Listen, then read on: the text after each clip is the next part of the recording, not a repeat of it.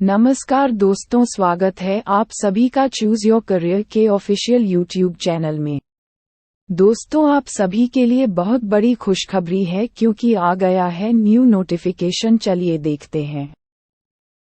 पद का नाम फिटर, यूपीएससी केंद्रीय सशस्त्र पुलिस बल, सहायक कमांडेंट, परीक्षा 2023-322 पदों के लिए ऑनलाइन आवेदन करें। पोस्ट दिनांक अद्यतन 19 अप्रैल 2023, 2:49 अपराह्न। संक्षिप्त जानकारी।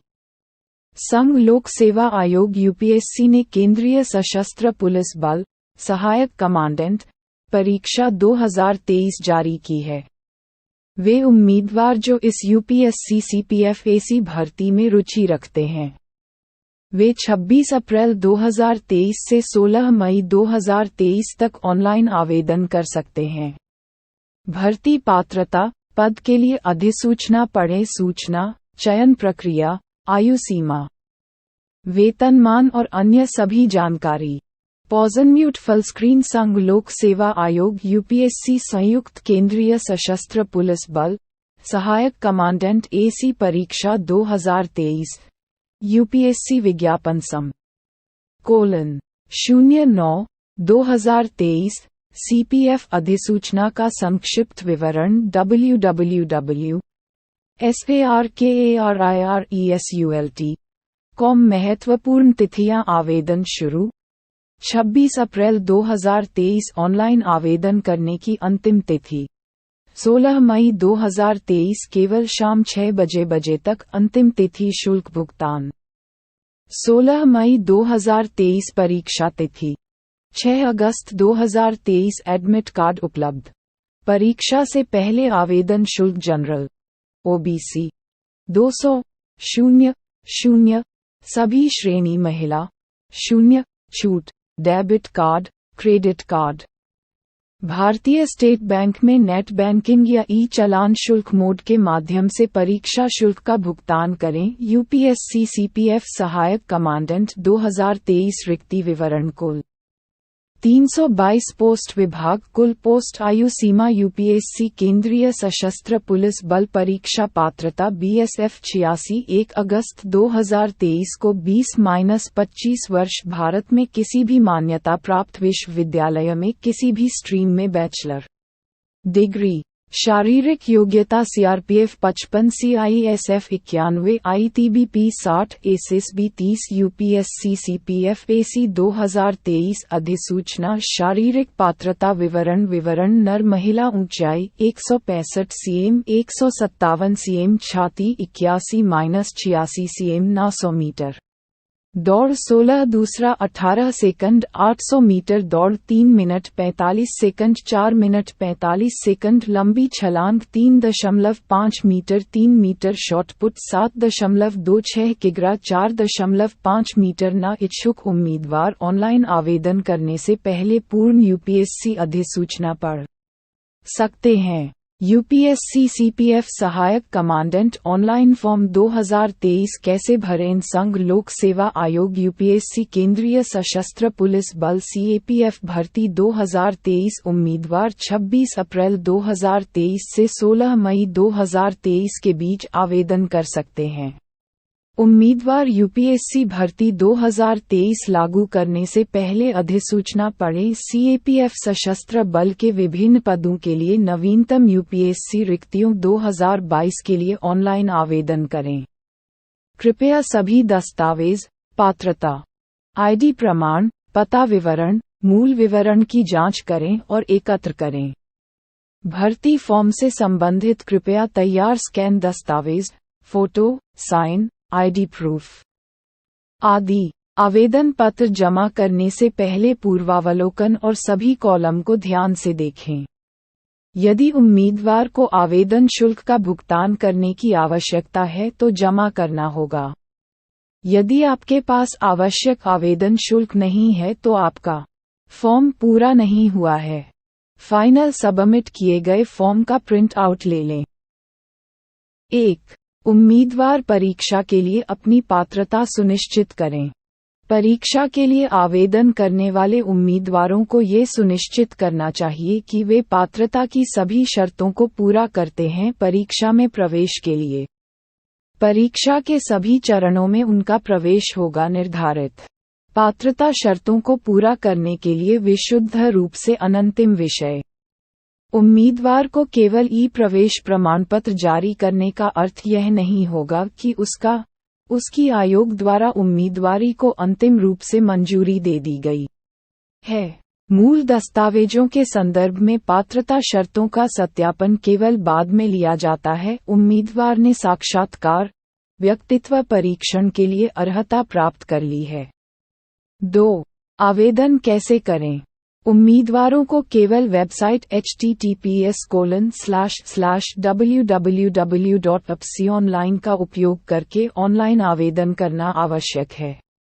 nic.in वन टाइम रजिस्ट्रेशन में आवेदक को सबसे पहले खुद को रजिस्टर कराना जरूरी है। OTR प्लेटफॉर्म आयोग की वेबसाइट पर उपलब्ध है और फिर ऑनलाइन भरने के लिए आगे बढ़ें। परीक्षा के लिए आवेदन जीवन काल में केवल एक बार OTR दर्ज कराना होता है। ये संभव है साल भर में कभी भी।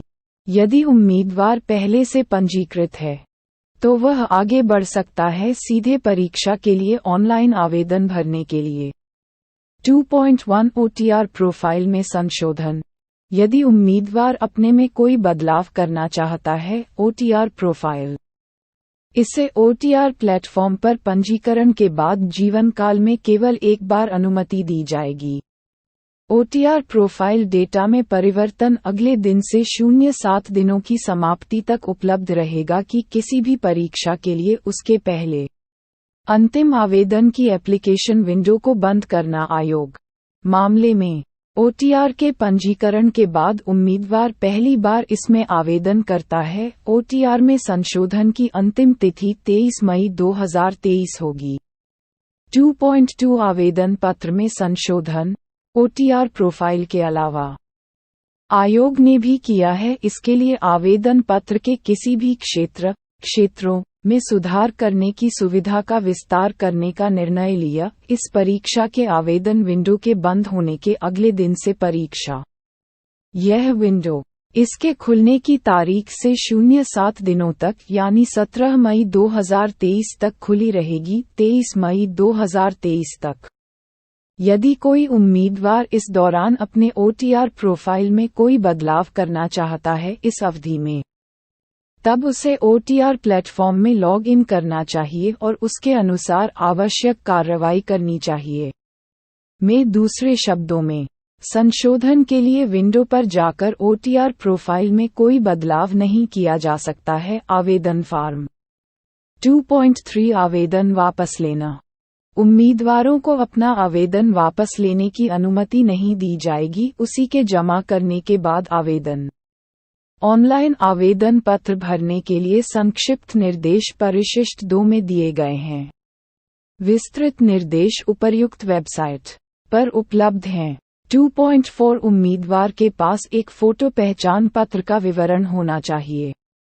आधार card, voter card, PAN card, passport, driving licence, राज्य, केंद्र द्वारा जारी कोई अन्य फोटो पहचान पत्र। सरकार इस फोटो पहचान पत्र का विवरण उम्मीदवार को उपलब्ध कराना होगा। ऑनलाइन आवेदन पत्र भरते समय उम्मीदवारों को स्कैन अपलोड करना होगा फोटो आईडी की प्रति जिसका विवरण ऑनलाइन आवेदन में प्रदान किया गया है उसे उसकी ये फोटो पहचान पत्र भविष्य के सभी संदर्भों के लिए उपयोग किया जाएगा और उम्मीदवार है सलाह दी जाती है कि परीक्षा व्यक्तित्व परीक्षण के लिए जाते समय ये फोटो पहचान पत्र अपने साथ रखें। 3. आवेदन जमा करने की अंतिम तिथि। ऑनलाइन आवेदन 16 मई 2023 को 18:00 बजे तक भरे जा सकते हैं। 4. पात्र उम्मीदवारों को 3 सप्ताह पहले एक ई-प्रवेश प्रमाणपत्र जारी किया जाएगा। परीक्षा की शुरुआत ई-प्रवेश प्रमाण पत्र में उपलब्ध कराया जाएगा यूपीएससी की वेबसाइट https://www.apsionline.nic.in उम्मीदवारों द्वारा डाउनलोड करने के लिए नहीं, प्रवेश प्रमाण पत्र डाक द्वारा भेजा जाएगा। सभी आवेदकों को वैध प्रदान करना आवश्यक है और सक्रिय ईमेल आईडी। ऑनलाइन आवेदन पत्र भरते समय जैसा कि आयोग उपयोग कर सकता है, उनसे संपर्क करने के लिए इलेक्ट्रॉनिक मोड।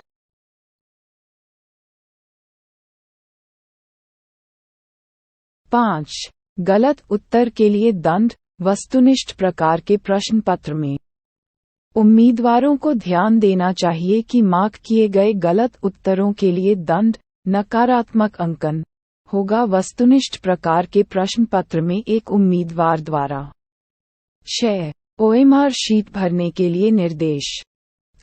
उम्मीदवारों को OMR शीट्स, उत्तर पत्रक, में उत्तर लिखने और चिन्हित करने दोनों के लिए उपयोग करना चाहिए। केवल काला बॉल पॉइंट पेन, किसी भी अन्य रंग के पेन प्रतिबंधित हैं।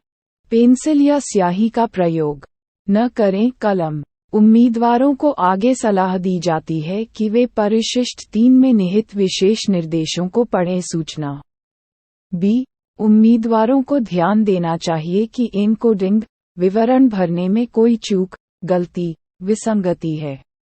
OMR उत्तर पत्रक में विशेष रूप से रोल नंबर और टेस्ट बुकलेट सीरीज कोड के संबंध में उत्तर पत्रक अस्वीकृति के लिए उत्तरदायी होगा। 7. विशेष निर्देश। उम्मीदवारों को सलाह दी जाती है कि वे उम्मीदवारों के लिए विशेष निर्देश ध्यान से पढ़ें। परंपरागत प्रकार के परीक्षण, परिशिष्ट एवं 8. उम्मीदवारों के मार्गदर्शन के लिए सुविधा काउंटर।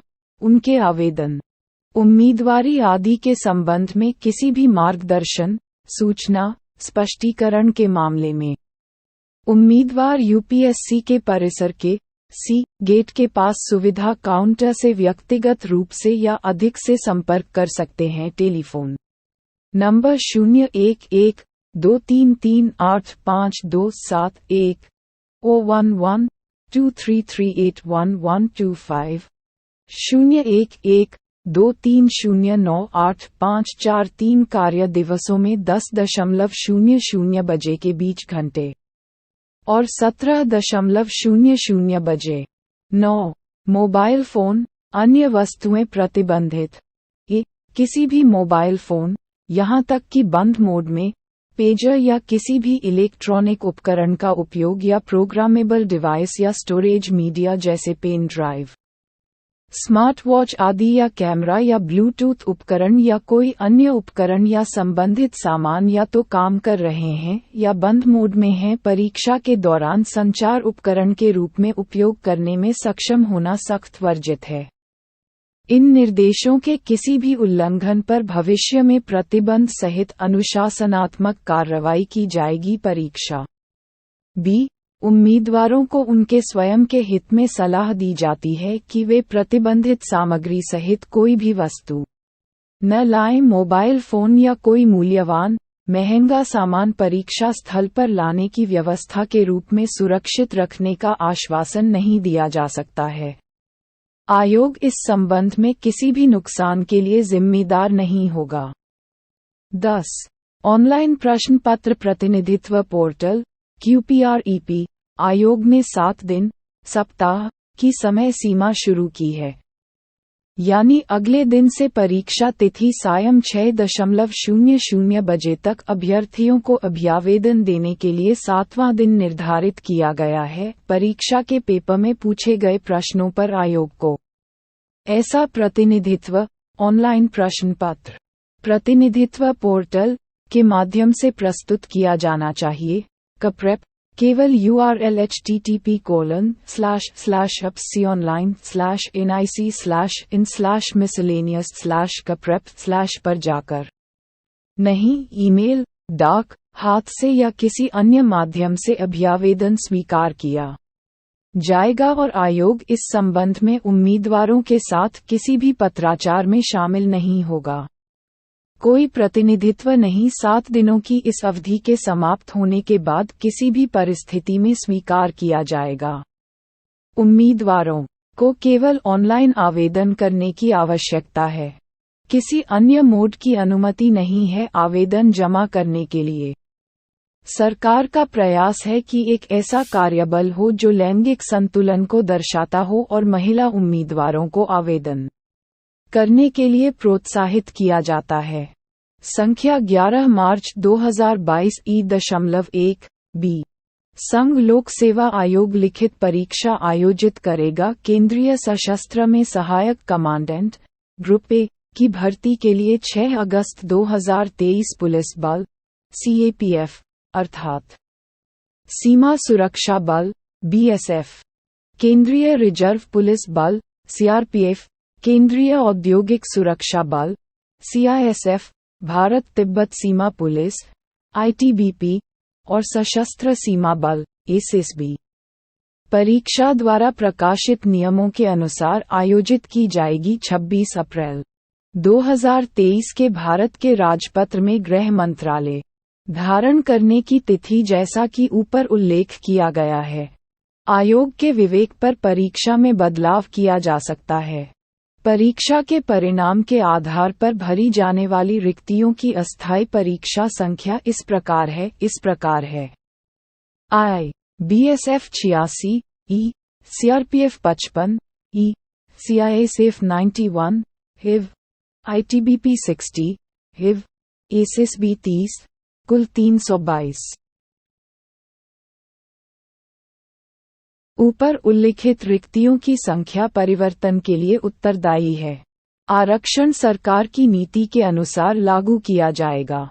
रिक्तियों का 10% पूर्व के लिए निर्धारित किया गया है। सेवादार नोट: यदि भूतपूर्व सैनिकों के लिए आरक्षित रिक्तियां गैर के कारण नहीं भरी जाती हैं, योग्य या योग्य उम्मीदवारों की उपलब्धता, वही गैर उम्मीदवारों द्वारा भरा जाएगा। भूतपूर्व सैनिक श्रेणी 2 परीक्षा केंद्र: इन केंद्रों पर होगी परीक्षा जैसा कि ऊपर उल्लेख किया गया है।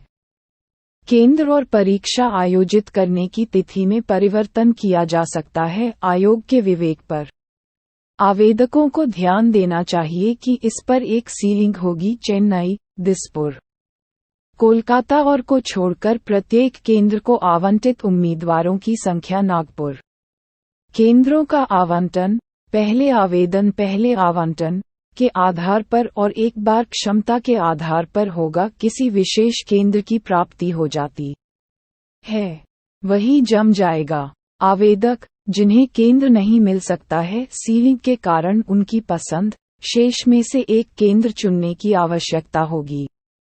अतः आवेदकों को सलाह दी जाती है कि वे शीघ्र आवेदन करें ताकि वे शीघ्र आवेदन कर सकें, ताकि वे उन्हें मनचाहा केंद्र मिल सकता है। NB उपर्युक्त प्रावधान के बावजूद आयोग को बदलने का अधिकार सुरक्षित है। स्थिति की मांग होने पर अपने विवेक पर केंद्र परीक्षा में प्रवेश पाने वाले अभ्यर्थियों को परीक्षा की समय सारिणी और स्थान या स्थानों की सूचना दी जाएगी। इम्तिहान उम्मीदवारों को ध्यान देना चाहिए कि केंद्र बदलने के किसी भी अनुरोध पर विचार नहीं किया जाएगा।